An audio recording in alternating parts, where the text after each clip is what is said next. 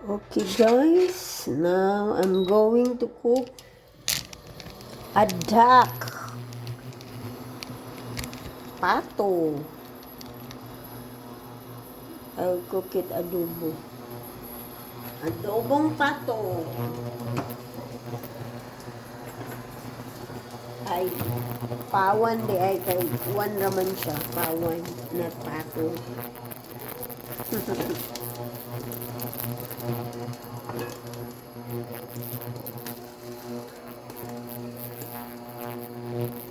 put a bit of oil.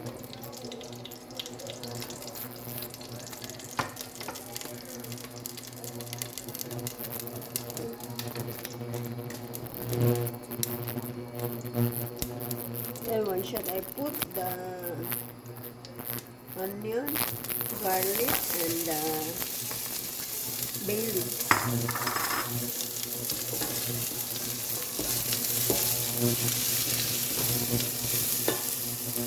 I reduce the fire.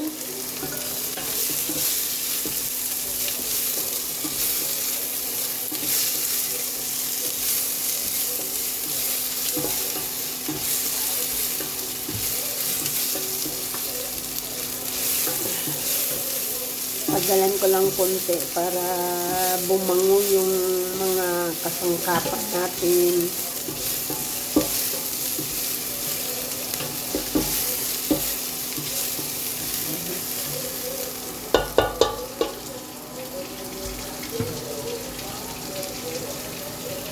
Then, ilalagay ko na yung pato o duck.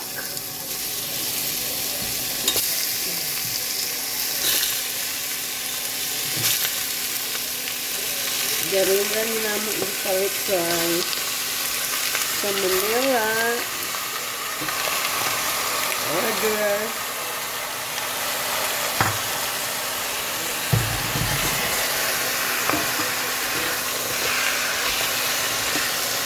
Gahapon, adobo ni o native chicken. Karon, marigat man siya native guys. Kaya gahi gahapon. So I will put this chili, soya sauce, and vinegar.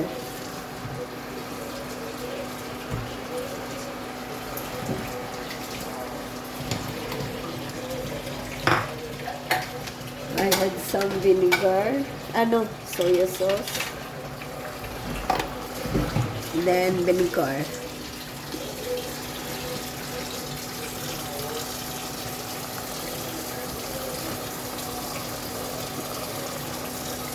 Then, pamintang durog.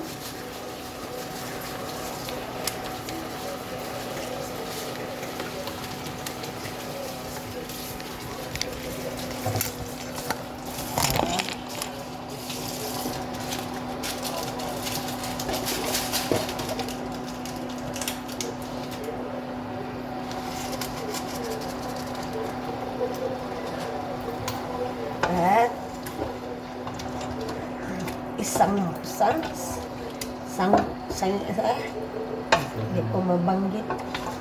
Sinangkot siya. Tawag sa Tagalog nun.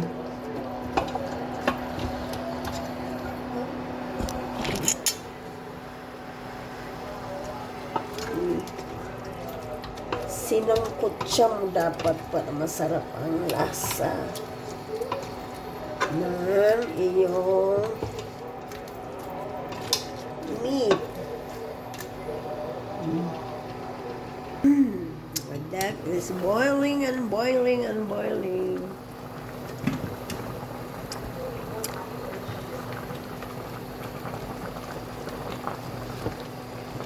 Palambutin muna natin guys kasi pag ang pato ay medyo matigas-tigas yan. So dapat palambuting maigi para masarap kainin. Para sa akin, masarap yung medyo makunat-kunat konti. Pero wag naman yung sobra. Kasi masakit singipin. Ayan, takpan ko ulit guys kasi matigas pa siya. Ayan, kumukulo pa rin siya. Looks like lumalambot-lambot naman na siya. Looks like only ha. Not yet. So I think more boil pa. See? Looks so nice. Tasty. Okay.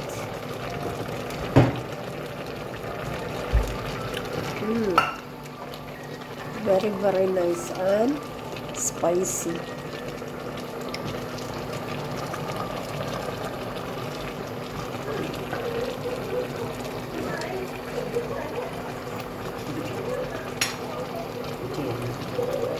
She will cook it.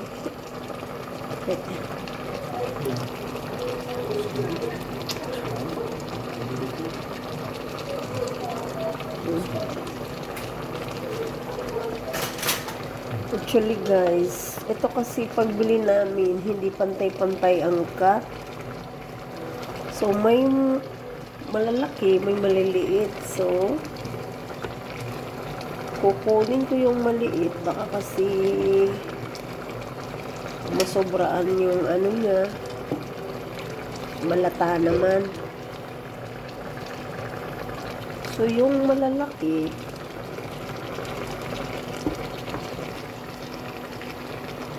iwan ko muna dito. Ito lang yung maliliit pagkakat. Maybe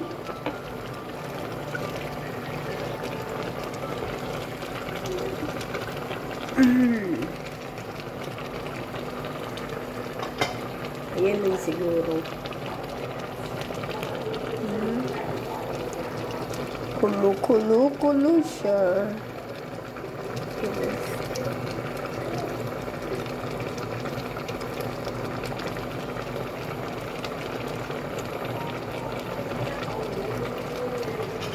Yung maliliit guys, ayan, tinabi ko kasi baka masobraw naman siya. Ayoko kasi yung sobrang luto na, parang malata na. Gusto ko yung medyo makunat-kunat pa. Ang sarap kainin. Ito ko ito hanggang sa matuyo siguro. Ito. Hanggang sa matuyo siguro. Okay yan. Adobong pato.